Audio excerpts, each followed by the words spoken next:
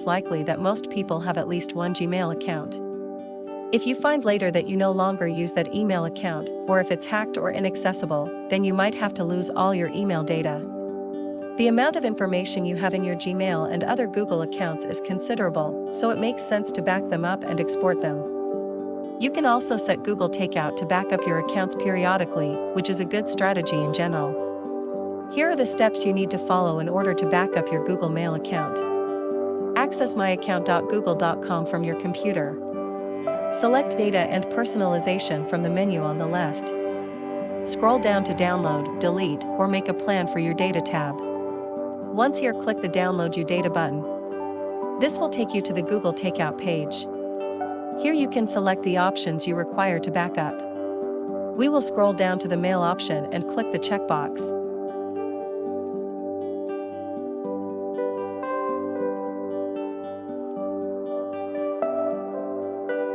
Hit the Next Step button.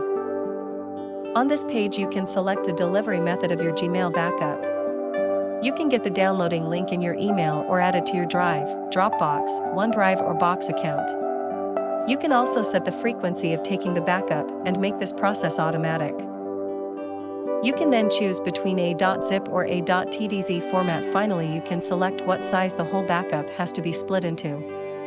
You have options of 1 GB, 2 GB, 4 GB, 10 GB and 50 GB. Once you are done with all the options, hit the Create Export button and let Google do the work. You'll get a link or files to download at the destination you selected.